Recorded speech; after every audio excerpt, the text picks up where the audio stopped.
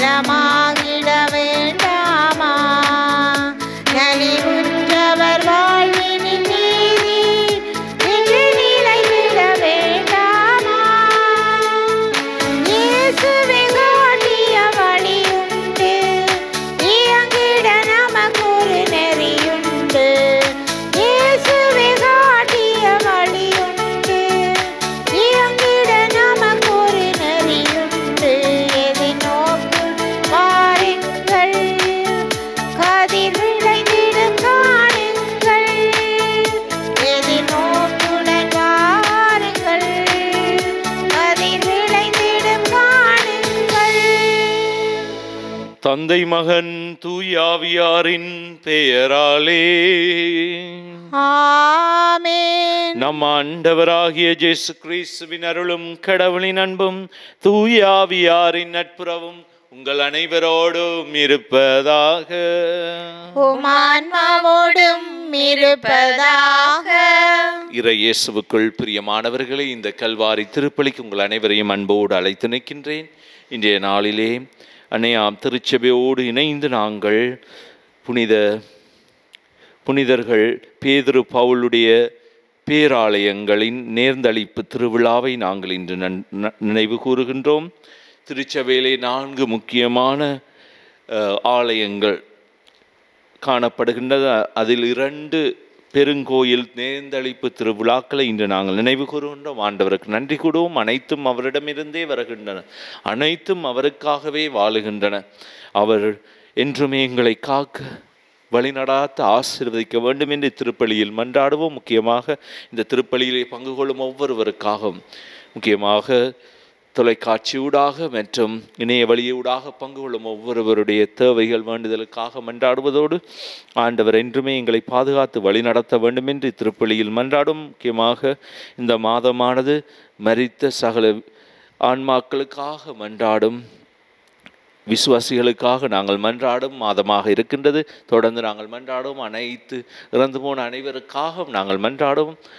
யாரும் நினையாத ஆன்மாக்கள் அனைவரையும் நினைத்து திருப்பலியில் நாங்கள் ஒப்புக் கொடுப்போம். அத்தோடு யாருக்கெல்லாம் மன்றாட நினைக்கின்றோம் அவர்களை நினைத்து மன்றாடும். யாரெல்லாம் எங்களிடம் மன்றாட்டு கேட்கின்ற அவர்களுக்காகவும் இத்திருப்பலியில் மன்றாடி நிற்போம். சகோதர சகோதரிகளை தூய மறைகளை கொண்டாட நாம் தகுதி பெறும் பொருட்டு நம் பாவங்களை ஏற்றுக்கொள்ளுவோம். எல்லாம் வல்ல இறைவனிடமும் சகோதர சகோதரிகளை உங்களிடமும் நான் பாவியனை ஏற்றுக்கொள்ளுகின்றேன். ஏனெனில் சிந்தனையாலும் சொல்லாலும் செயலாலும் கடமையை தவறியதாலும் பாவங்கள் பல செய்தேன். என் பாவமே, என் பாவமே, என் பெரும் பாவமே. ஆகையால் எப்போதும் கன்னியான புனித மரியாவையும் வானதூதர் புனித அனைவரையும் சகோதர சகோதரிகளை உங்களையும் நம் இறைவனாகிய ஆண்டவரிடம் எனக்காக வேண்டிக் கொள்ள மன்றாடுகின்றேன். எல்லாம் வல்ல இறைவன் நம் மீது இரக்கம் வைத்து நம் பாவங்களை மன்னித்து நம்மை நிலை வாழ்வுக்கு அழைத்து செல்வாராக. ஆமென். ஆண்டவரே இரக்கமாயிரும். ஆண்டவரே இரக்கமாயிரும். கிறிஸ்துவே இரக்கமாயிரும். கிறிஸ்துவே இரக்கமாயிரும். ஆண்டவரே இரக்கமாயிரும். ஆண்டவரே இரக்கமாயிரும். மன்றாடுவோமாக. ஆண்டவரேயும் திருத்தூதர்களின் ஆதரவை தந்து உமது திரு அவையை பாதுகாத்தருளும்.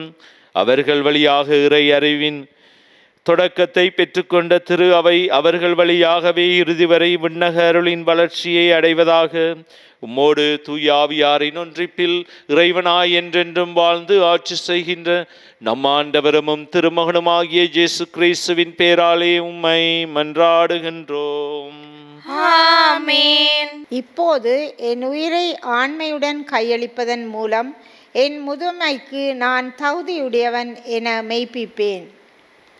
மக்கபேயர் 2ஆம் நூலிலிருந்து வாசகம். அதிகாரம் 6 இறைவசனங்கள் 18 முதல் 31 நிறைவு பெற.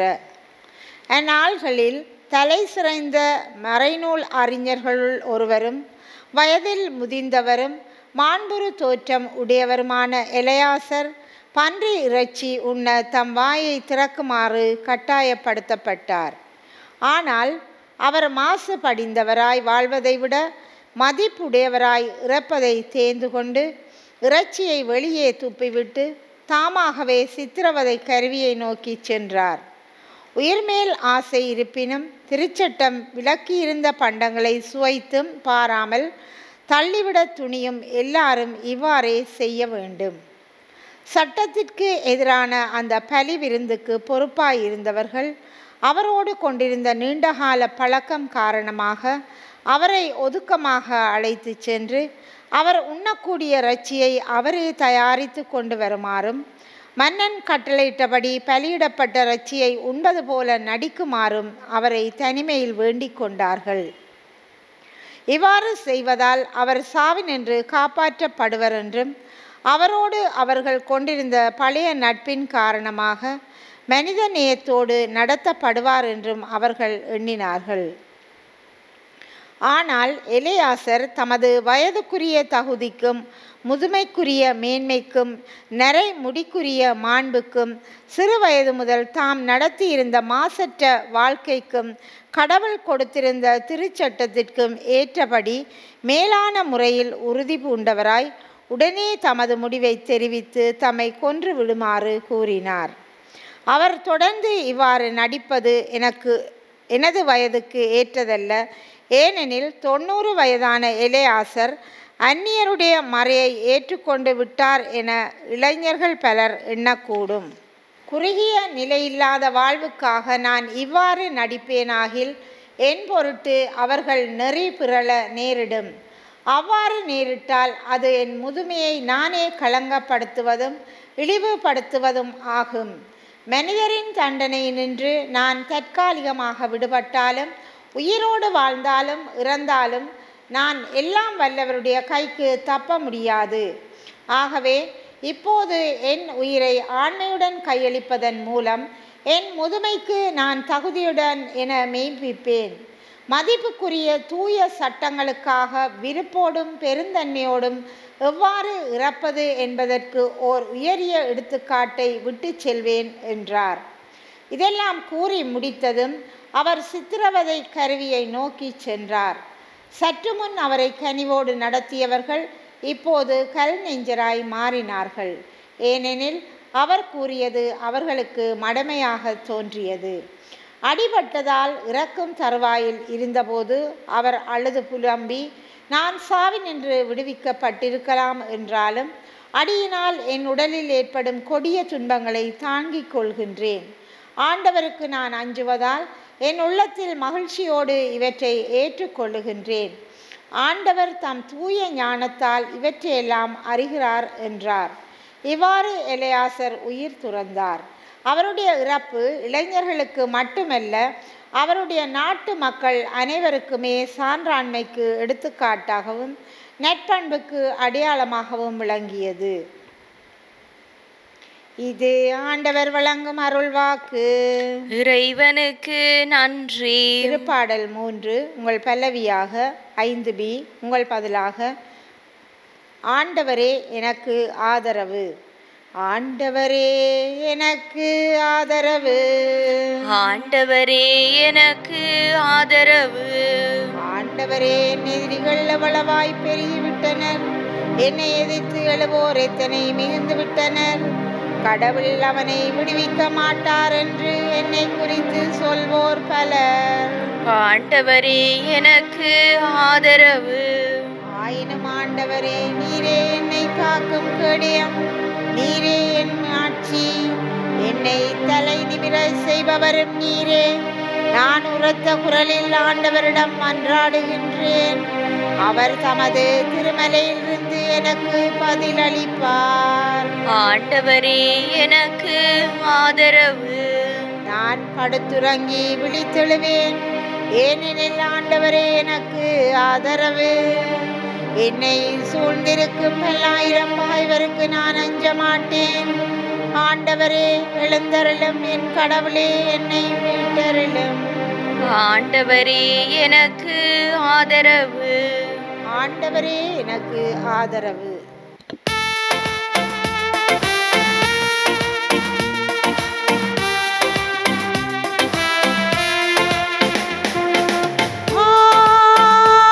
Hallelujah.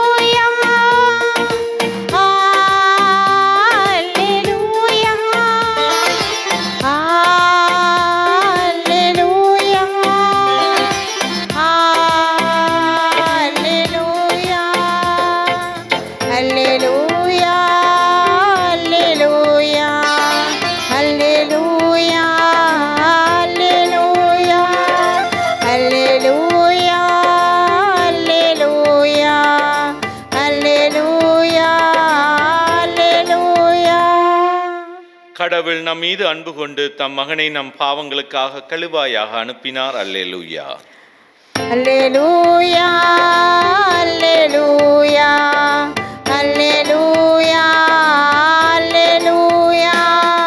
ஆண்டவர் உங்களோடு இருப்பாராக. உமான்மாவோடும் இருப்பாராக. லூக்கா எழுதிய நற்செய்தியிலிருந்து வாசகம். ஆண்டவரே மாட்சி உமக்கே. அதிகாரம் 19 திருவசனங்கள் 1 தொடங்கி 10 முடிய. அக்காலத்தில் இயேசு எரிக்கோவுக்கு சென்று அந்நகர் வழியே போய்க் கொண்டிருந்தார். அங்கு சக்கேயு எனும் பேருடைய செல்வர் ஒருவர் இருந்தார். அவர் வரி தண்டுவோருக்கு தலைவர். இயேசு யார் என்று அவர் பார்க்க விரும்பினார். மக்கள் திரளாய் கூடியிருந்ததால் அவரை பார்க்க முடியவில்லை. ஏனெனில் சக்கேயு குட்டையாக இருந்தார்.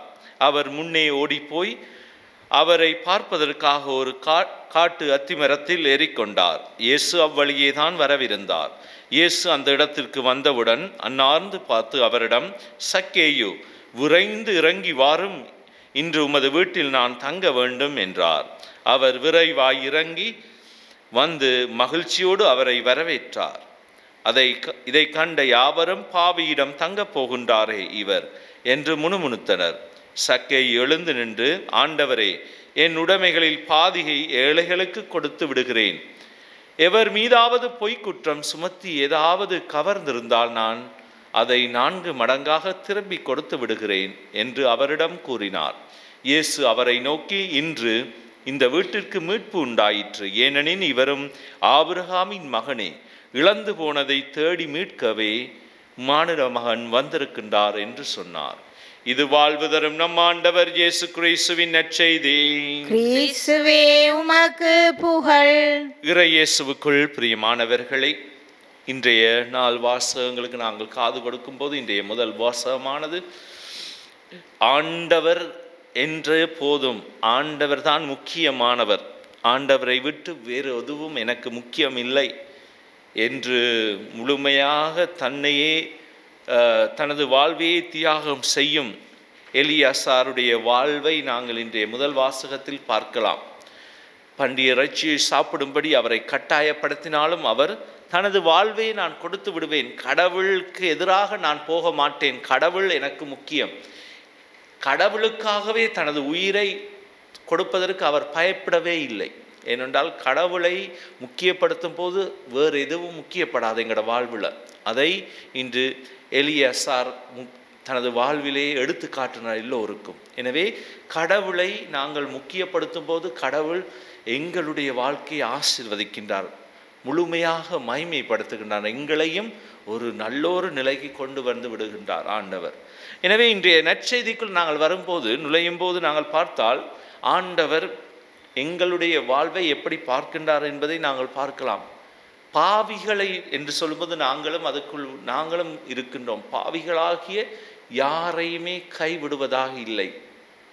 கடவுளுடைய வாழ்வுக்குள் கடவுள் ஒவ்வொரு பொழுதும் மனிதரை பார்க்கும் விதத்தை நாங்கள் பார்க்கலாம் இன்றைய நற்செய்தியில். அதாவது பாவிகளை தேடி வந்த கடவுள், பாவிகளை தேடி வந்த இயேசு அவர்களுக்குள்ளே ஒரு வாழ்வை உண்டாக்க விரும்புகின்றார். அவர்களை கைவிடாமல் அவர்களையே தேடி வந்த கடவுள், அவர்களையே அணுகிச் செல்லும் கடவுளை நாங்கள் பார்க்கலாம் இன்றைய நற்செய்தியில். அதாவது இயேசு ஒவ்வொரு இடத்திலும் எங்களுக்கு அதை ஞாபகப்படுத்துகின்றார். நான் பாவிகளை தேடி வந்தேன், நல்லவர்களை இல்லை. அவர் நல்லவர்களாக இருக்கிறார், ஆனால் பாவிகளுக்குள்ள ஒரு மாற்றத்தை கொண்டு வர, மனமாற்றத்தை, அவர்களை தேடி போவதன் மூலம் அவர்களுக்கு ஒரு புதிய வாழ்வை அவர் காட்டுகின்றார், ஒரு புதிய பாதையை அவர்கள் தெரிந்து கொள்ளுகின்றார்கள். எனது வீட்டுக்குள்ளும் கடவுள் வருகின்றாரே, என்னை தேடி வருகின்றாரே, நான் எவ்வளவு நன்மை செய்திருக்க வேண்டும், என்னுடைய வாழ்வையே மாற்றி அமைக்க வல்லமை கொண்ட ஆண்டவர் என்னிடம் வந்திருக்கின்றாரே என்ற ஒரு பெரிய மகிமை அவர்கள் வாழ்வையே மாற்றி அமைக்கின்றது. இன்றைய வாசகத்தை நாங்கள் பார்க்க, சக்கேயு ஒரு வரி தண்டுபவர், கடவுளுக்கு உகந்த வாழ்க்கை வாழவில்லை என்று அவருக்கு தெரியும், பாவியாக வாழ்ந்தவர். இப்போது அவருக்கு ஒரு ஆசை வருகின்ற, இயேசு யார் என்று பார்க்க வேண்டும். எல்லாரும் தேடுகின்றார்கள் இயேசு, எல்லோரும் தேடி செல்லும் இயேசுவை நானும் பார்க்க வேண்டும். இந்த இயேசு யாரு, இயேசு என்ன மாதிரியான ஒரு ஆள் என்று சந்திக்க வேண்டும் என்று ஆசைப்பட்டு அவர் காட்டு அத்துமரத்தில் ஏறி நிற்கிறார். ஒரு குட்டையான மனிதன். அங்கே இயேசு போகும் வழியிலே நின்று அவரை பார்த்து கேட்கின்றார், சக்கேயு இறங்கி வா, உன்னோட வீட்டில் நான் தங்க வேண்டும். எல்லாருக்கும் புதுமை. அங்கிருந்தவர்கள் முணுமுணுக்கின்றார்கள், பலதையும் சொல்லுகின்றார். பாவியிடம் தங்க போகின்றாரே இவர், எப்படி அது நடக்கலாம் என்று பல பேருடைய வார்த்தைகளுக்கு இயேசு சொல்லுகின்றார். நான் பாவிகளை தேடி வந்தது உங்களுக்கு தெரியாதா என்ற வார்த்தையை நாங்கள் பார்க்கலாம். இங்கே இயேசு அவரிடம் போவதை நாங்கள் பார்க்கலாம். இந்த சக்கேயுடைய வாழ்வு, சக்கே யோசிக்கின்றார், எப்படி என்னிடம் வரலாம், நான் பாவி என்று எனக்கு எல்லாருக்கும் தெரியும், இயேசுவுக்கும் தெரியும். ஆனால் இயேசு தேடி வருகின்றார். இந்த தேடி வருவதன் மூலம் பாருங்கள் நண்பார்ந்தவர்களே, ஒரு மனிதனுடைய வாழ்வு எப்படி மாற்றப்படுகின்றது. ஒரு புனிதமான மனிதர், கடவுள் அவரை தேடி வந்ததும் அவருக்குள்ள ஒரு பெரிய மனமாற்றம், அவருக்குள்ள ஒரு பெரியோரு யோசனை எழும்புகின்றது. என்னென்றால் தனது வாழ்வில் செய்த அனைத்தையும் மனம் மாறுகின்றார். உடனே சொல்லுகின்றார், என் உடைமைகளில் பாதி ஏழைகளுக்கு கொடுக்கின்றேன் ஆண்டவரே. எவர் மீதாவது பொய்க்குற்றம் சுமத்திருந்தால், கவர்ந்திருந்தால், எதையாவது கவர்ந்து நான் அதை 4 மடங்காக திரும்பி கொடுத்து விடுகின்றேன் என்று அங்கிருந்தவர்களுக்கு எடுத்து சொல்லுகின்றார். இவரை பார்த்ததும் எல்லோருக்கும் ஒரு பெரிய புதுமையாக இருக்கின்றது. இயேசு அப்போது அவர் அங்கே சொல்லுகின்றார், இன்று இந்த வீட்டுக்கு மீட்பு உண்டாயிற்று, ஏனெனில் இவரும் ஆபிரகாமின் மகனே, இழந்து போனதை தேடி மீட்கவே மானிட மகன் வந்திருக்கின்றார் என்று கூறுகின்றார். அன்பார்ந்தவர்களே, எங்களுடைய வாழ்வை நாங்கள் எடுத்து பார்த்தால், கடவுள் உள் நுழையும் போது பல விடயங்கள் நடக்கின்றது. அதிலும் மனமாற்றம். கடவுள் எப்படி எங்களுடைய வாழ்க்கையை மனமாற்ற வைக்கின்றார் என்பது எங்களுக்கே தெரியாமல் நடக்கும். என்றால் ஒருவனை நாங்கள் ஒரு பாவி என்று சொல்லி அவரை ஒதுக்கி வைக்கும்போது அவருடைய மனம் மாறாது, அப்படியே இறந்து விடுவார். நாங்கள் சமுதாயத்தில் நிறைய இடங்களை பார்க்கின்றோம், ஒரு மனிதனுக்கை ஒதுக்கி வைக்கின்றோம், அவரை வேண்டாம், இவன் கூடாது என்று. ஆனால் இயேசு அவரை தேடி செல்லுகின்றார். தேடி சென்று அந்த மனிதனுடைய வாழ்வையை மாற்றி அமைக்கின்றார். நாங்கள் இயேசுவுடைய சீடர்களாக இருக்கின்றோமா என்ற கேள்வியை நாங்கள் திரும்ப திரும்ப கேட்டு பார்க்க வேண்டும். ஏனென்றால் இயேசு எவ்வளவுதான் பாவியாக இருந்தாலும் அவரை தேடி சென்று அவரை தூக்கி வருகிறார். நாங்கள் பார்த்தா 99 ஆடுகளை விட்டு அந்த ஒரே ஆட்டை தேடி போகும் ஆண்டவர். ஊதாரி மைந்தனுடைய வாழ்விலே மாற்றம் கொண்டு வந்த ஆண்டவர். அவருக்காக அவர் ஏங்கி தவித்து கொண்டிருக்க வருவான் என்று அந்த 99 ஒரு ஆடையும் போய் தேடி வந்த ஆண்டவர், அதை தூக்கி கொண்டு சந்தோஷமா திரும்பி வரும் ஆண்டவர். என்றால் பாவிக்குள்ள ஒரு பெரிய வாழ்வை அவர் முத்தடை இடுகின்றார். அவருக்குள்ள ஒரு மாற்றத்தை கொண்டு வரும் ஆண்டவர். எங்களுக்கும் அதை சொல்லி நிற்கிற நாங்களும் அவர்களுடைய வாழ்வில் நாங்கள் மன்னிப்பை கொடுக்க முன் வர வேண்டும். ஒரு பாவியாக வாழ்வை மன்னிப்பு கொடுக்கும் போது எங்களுடைய வாழ்வு மட்டுமல்ல, அந்த மனிதனுடைய வாழ்வு கடவுளுக்கு உகந்ததாக மாறுகின்றது. எனவே இந்த வார்த்தைகளை எங்களுக்கு உண்மையாக்குகின்றது இன்றைய நற்செய்தி. நாங்களும் யோசிச்சு பார்ப்போம், எவ்வளவு தூரத்துக்கு கடவுளோடு நாங்கள் வாழுகின்றோம். அந்த பாவிகளுக்குள்ளே ஒரு மனமாற்றத்தை கொண்டு வந்த ஆண்டவர் எங்களுக்குள்ளேயும் அழைத்து நிற்கின்றார். நாங்களும் அவர்களோ பார்க்கும்போது அவர்களுக்கு மன்னிப்பு கொடுக்க மட்டுமில்லை, நாங்களும் மன்னிப்பு பெற ஒரு பெரிய வாய்ப்பாக அமைகின்றது. எனவே நாங்களும் தொடர்ந்து மன்றாடும் இத்திருப்பலியிலே ஆண்டவருடைய மன்னிப்பை கேட்போம், மன்னிப்பை கொடுப்பவர்களாகவும் நாங்கள் மாறுவோம். பாவிகளை ஏற்றுக்கொள்பவர்களாக மனம் மாற அந்த பாதையிலே நடக்க, இயேசு சொல்ல அந்த பாதையில் நடக்க வரம் கேட்டு தொடரும் திருப்பலியிலே பக்தியோடு நாங்கள் மன்றாடுவோம். நம்பிக்கை அளிப்பவராம் இறைவா, உம் திரு அவையின் மக்கள் அன்பிலும் விசுவாசத்திலும் வளர தேவையான வழிகாட்டலை அளிக்கும் ஞானத்தை உம் திருத்தந்தை, ஆயர்கள், குருக்கள், துறவிகள் அனைவருக்கும் வழங்கிட வேண்டுமென்று இறைவா உம்மை மன்றாடுகின்றோம். ஆண்டவரே, எங்கள் மன்றாட்டை கேட்டருளும். உமது மகன் இயேசுவில் நம்பிக்கை கொள்வோர் நிலைவாழ்வு பெறுவர் என்று வாக்களித்த இறைவா, எங்கள் நம்பிக்கை இறை இயேசுவின் நிலை பெற்று எம் வாழ்வு ஏற்றம் பெறவும் அதனால் நாங்களும் இறையரசின் சாட்சிகளாய் ஒளிர்ந்திடவும் அடுத்திருக்கும் மக்களையும் இறையரசில் இணைத்திட தேவையான வரங்களை வழங்கிட வேண்டுமென்று இறைவா உம்மை மன்றாடுகின்றோம். ஆண்டவரே, எங்கள் மன்றாட்டை கேட்டருளும். எங்கள் அன்பு தந்தையே இறைவா, நாம் அனைவரும் பழைய மனிதருக்குரிய இயல்பை களைந்து புனித மனிதருக்குரிய இயல்புகளை அணிந்து தூய்மையான வாழ்வு வாழ வரமருள வேண்டுமென்று இறைவா உம்மை மன்றாடுகின்றோம். ஆண்டவரே, எங்கள் மன்றாட்டை கேட்டருளும். அன்பின் ஆண்டவரே, வளர்ந்து வரும் இளைய தலைமுறையினருக்கு நீரே நல் வழிகாட்டியாயிருந்து அவர்களையும் அன்பினாலும் அருளாலும் ஆசீராலும் நிரப்பி உம்மில் நம்பிக்கை கொண்டவர்களாக வாழ வரமருள வேண்டுமென்று இறைவா உம்மை மன்றாடுகின்றோம். ஆண்டவரே, எங்கள் மன்றாட்டை கேட்டருளும். எங்களுடைய சொந்த தனிப்பட்ட தேவைகளுக்காக மௌனமாக ஆண்டவரை பார்த்து நாங்கள் மன்றாடுவோம். வாழ்வை அருளும் இறைவா, வாழ்வையே வழிநடத்தும் இறைவனே, எங்கள் தேவைகள் வேண்டுதலுக்காகவும் பாதம் வருகின்றோம். எங்கள் வாழ்வுக்காக உம்மிடம் வருகின்றோம். பாவிகளாகிய எங்களையும் நீர் கைவிடுவதில்லை. எங்கள் வாழ்வை ஆசீர்வதியும் என்றுமே எங்களை வழிநடத்தும். எங்கள் வாழ்க்கையிலே ஒவ்வொரு பொழுதும் எங்களோடு இருந்து எங்களை வழி நடத்தும். எங்கள் குடும்பங்களை ஆசீர்வதியும். நாங்கள் செய்யும் தொழில்துறைகளை ஆசீர்வதி. இந்த திருப்பலியிலே பங்கு கொள்ளும் ஒவ்வொருவரையும் தொலைக்காட்சியூடாக இணைய வழியோடாகவும் ஒவ்வொருவரையும் ஆசீர்வதித்து புனிதப்படுத்தும். இதையெல்லாம் எங்கள் ஆண்டவராகிய கிறிஸ்து வழியாக உம்மை மன்றாடுகின்றோம். ஆமென்.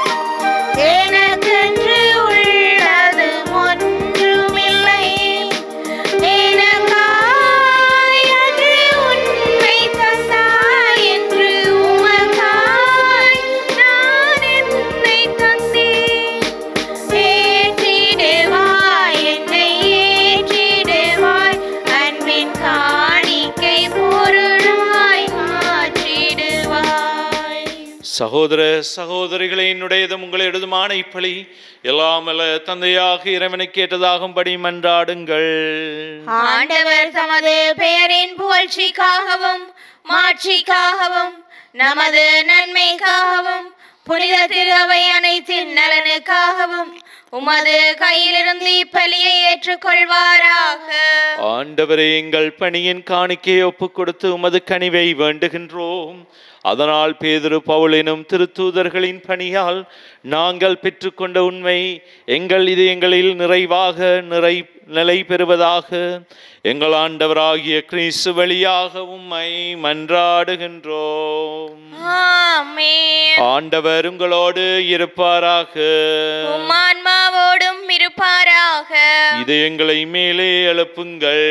ஆண்டவரிடம் எழுப்பியுள்ளோம். நம் இறைவனாகிய ஆண்டவருக்கு நன்றி கூறுவோம். அதுவே தகுதியும் நீதியும் ஆனதே. ஆண்டவரே, தூயவரான தந்தையே, என்றுமுள்ள எல்லாம் வல்ல இறைவா, என்னாலும் அவ்விடத்திலும் நாங்கள் உமக்கு நன்றி செலுத்துவது மெய்யாகவே தகுதியும் நீதியுமாகும், எங்கள் கடமையும் மீட்புக்குரிய செயலுமாகும். என்றுமுள்ள ஆயரை உமது மந்தையை நீர் கைவிடாமல் புனித திருத்தூதர் வழியாக என்றும் கண்காணித்து வருகின்றீர். அதனால் அதனை ஆள்வதற்கு உம் திருமகனின் பதியில்லாளியாகவும் மந்தையின் வழிநடத்தும் முதன்மை ஆயர்களாகவும் நீர் அவர்களை நியமித்தீர். ஆகவே வானதூதர் முதன்மை வானதூதரோடும் அரியணை அமர்வோர் தலைமை தாங்குவோரோடும் வான்படைகளின் அணைகள் அனைத்தோடும் சேர்ந்து நாங்களும் அது மாட்சிமையை புகழ்ந்து பாடி முடிவின்றி சொல்லுவதாவது: தூயவர் தூயவர் தூயவர், வான்படைகளின் கடவுளாம் ஆண்டவர். விண்ணகமும் மண்ணகமும் உமது மாட்சியால் நிறைந்துள்ளன. உன்னதங்களிலே ஓசான்னா. ஆண்டவர் பெயரால் வருகிறவர் ஆசி பெற்றவர். உன்னதங்களிலே ஓசான்னா. ஆண்டவரே, நீர் மெய்யாகவே தூயவர், தூய்மை அனைத்திற்கும் ஊற்று. ஆகவே உம்முடைய தூய ஆவியை புலந்தி காணிக்கைகளை தூய்மைப்படுத்த உம்மை வேண்டுகின்றோம். இவ்வாறு எங்கள் ஆண்டவர் இயேசு கிறிஸ்துவின் உடலும் இரத்தமுமாக எங்களுக்கு இவை மாறுவனவாக. அவர் பாடுபட உளம் கணிந்து தம்மை கையளித்த போது அப்பத்தை எடுத்து நன்றி செலுத்தி அதை பெற்று தம் சுடருக்கு அளித்து அவர் கூறியதாவது: அனைவரும் இதிலிருந்து பெற்று உண்ணுங்கள். ஏனெனில் இது உங்களுக்காக கையளிக்கப்படும் என் உடல்.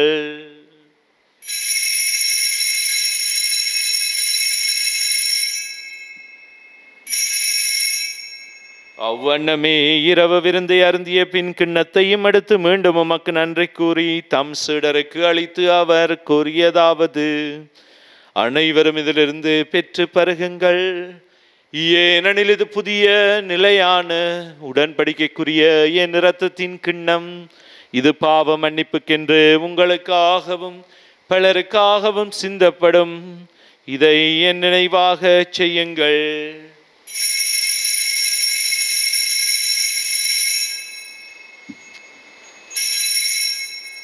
நம்பிக்கையின் மறைபொருள். ஆண்டவரே, நீர் வருமளவும் உமது இறப்பினை அறிக்கையிடுகின்றோம், உமது உயிர்ப்பினையும் எடுத்துரைக்கின்றோம். ஆகவே ஆண்டவரை, நாங்கள் கிறிஸ்துவின் இறப்பினையும் உயிர்ப்பினையும் நினைவுகூர்ந்து வாழ்வு தரும் அப்பத்தையும் மீட்பளிக்கும் கிண்ணத்தையும் உமக்கு ஒப்புக் கொடுக்கின்றோம். உம் திருமுன் நின்று உமக்கு ஊழியம் புரிய தகுந்தவர்கள் எங்களை ஏற்றுக்கொண்டீர். எனவே உமக்கு நன்றி செலுத்துகின்றோம். மேலும் கிறிஸ்துவின் உடலிலும் இரத்தத்திலும் பங்கு கொள்ளும் எங்களை தூய ஆவியார் ஒன்று சேர்க்க வேண்டும் என உம்மை தாழ்மையுடன் மன்றாடுகின்றோம். ஆண்டவரே, உலகெங்கும் பரவி இருக்கும் திரு அவையை நினைவு கூர்ந்தலும் எங்கள் திருத்தந்தை லியோ, எங்கள் ஆயர் ஜஸ்டிஞான பிரகாசம் ஆண்டகை, எல்லா திருநிலையராகிய அனைவரோடும் அது திரு அவை அன்பில் நிறைவு பெறச் செய்தருளும்.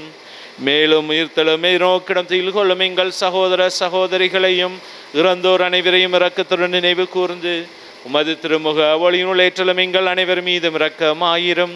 கடவுளின் கன்னித்தாயான புனித மரியா, அவருடைய கணவரான புனித யோசேப்பு, புனித திருத்தூதர்கள், புனித ஜோசேவாஸ், அருளாளர் பிரான்சிஸ் ஜோர்டான், புனித அன்னை திரேசால், இவ்வுலகில் உமக்கு வந்தவராயிருந்தோராகிய புனிதர் அனைவருடனும் நாங்கள் நிலையான வாழ்வில் தோழமை கொண்டு உம் திருமகன் இயேசு கிறிஸ்து வழியாக உம்மை பொழுதேத்த வரமருள உம்மை மன்றாடுகின்றோம்.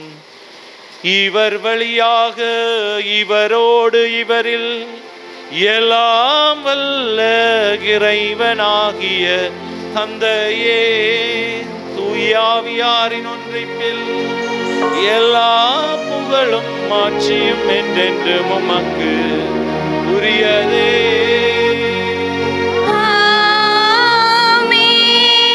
மீட்பரின் கட்டளையால் கற்பிக்கப்பட்டு இறை படுப்பினையால் பயிற்சி பெற்று நாம் துணிந்து சொல்வோம்: விண்ணுலகில் இருக்கிற எங்கள் தந்தையே, உமது பெயர் தூயதென போற்ற பெறுக.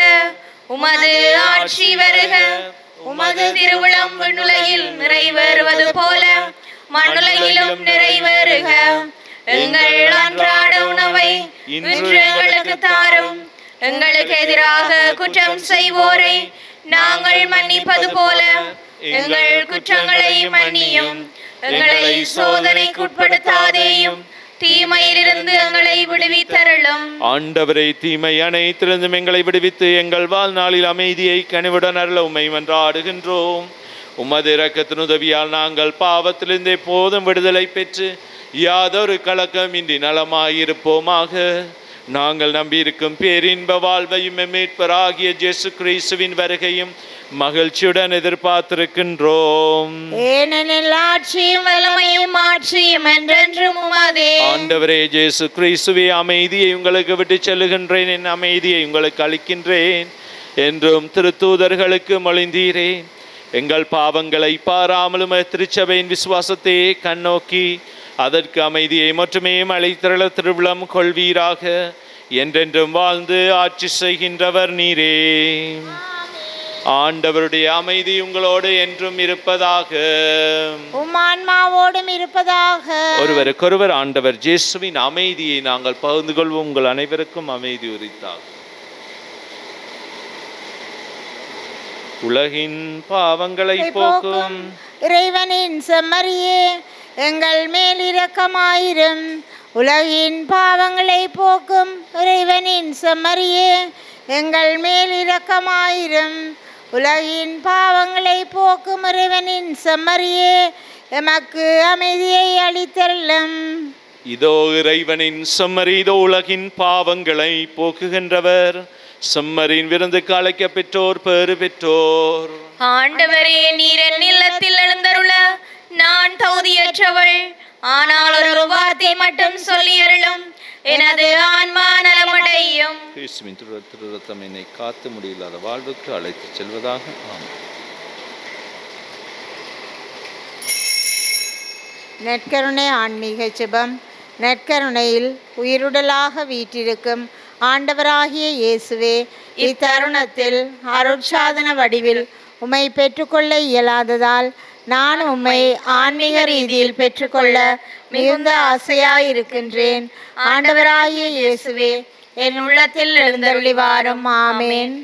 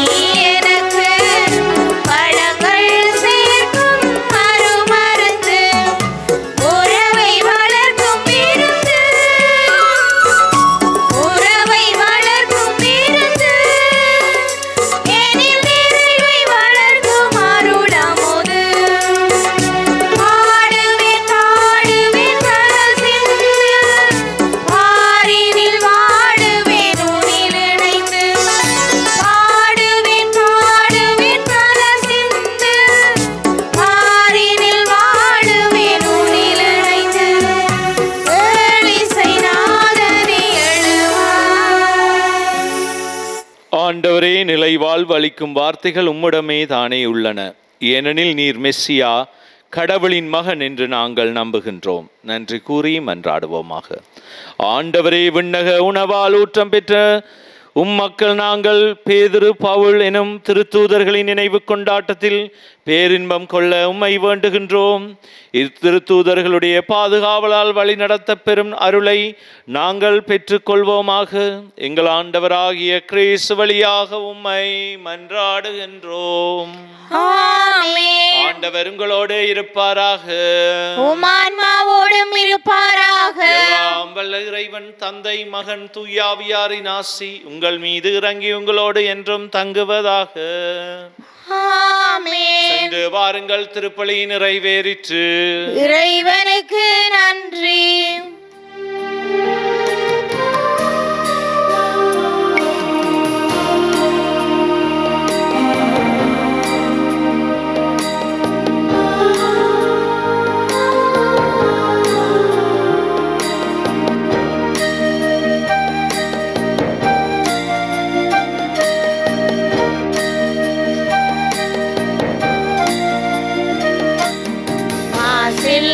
கன்னியே மாதாவே, உன்மேல் நேசமில்லாதவர் நீசரே ஆவார். வாழ்க